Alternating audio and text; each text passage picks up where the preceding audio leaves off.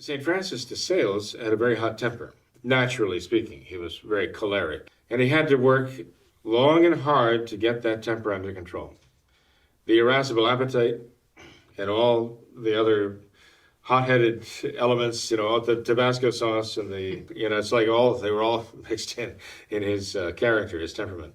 But by the grace of God, and through the blessing of the growth of humility in his soul, inspired by his love for God, he was able to master that and gain that control.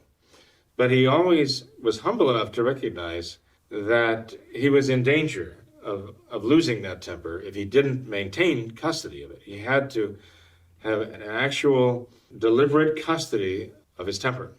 He feared letting it slip out of his grasp. A lot of humility in that to realize that he was never free of it, okay? There are people who say, well, when do you stop being subject to these temptations of impurity or drunkenness or whatever? And then the answer is when you die, okay? You have to fight this battle as long as you live, right? Now, I just said we'd rather offend the entire human race than offend God, okay? Ideally, you don't want to offend either. St. Paul says that, give offense to no man, right? Be at peace with all insofar as is in you. So when I say what I just said earlier, I'm not saying, yes, go ahead and offend everybody. That's, just to be sure we're giving glory to God by offending everybody. We know that that is not true. But insofar as there are people who are going to be offended by the truth and going to be offended by our true faith, it's inevitable.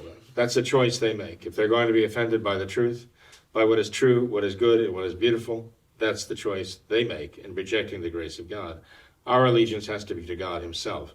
St. Francis de Sales personifies that. There's even an account about an instance that happened in the streets of Geneva one day when he not only witnessed, but he was actually kind of party to a small group of people, I understand, at a time when a young man there turned to his, not Francis de Sales' mother, but the young man's own mother, and he said something insulting to her. And this was offensive to everybody there. They saw what this young man did, and they thought it was really awful. And what St. Francis de Sales did was, without a word, turn and walk away. And people were, well, maybe a little scandalized. Here's the bishop, right, of the diocese here. He has his flock here. These are his sheep. He's responsible for correcting their faults. He doesn't. He turns and he walks away. And afterwards, someone asked him, why did you simply walk away? You heard what that young man said to his own mother and how offensive it was. Shouldn't you have corrected him? St. Francis de Sales' answer was, yes, and I will. But at that moment, I was so angry at what that young man did, I knew that if I opened my mouth, I would lose in an instant what it's taken me 20 years to gain in terms of patience, right? So he said, I would not risk that, even that one instance, because he knew that surge of anger, and he knew that he had to stifle that. So he found that it was necessary to turn and walk away. And that took a tremendous amount of self-control to do that, okay? But people know that. I mean, especially the clerics among us know that.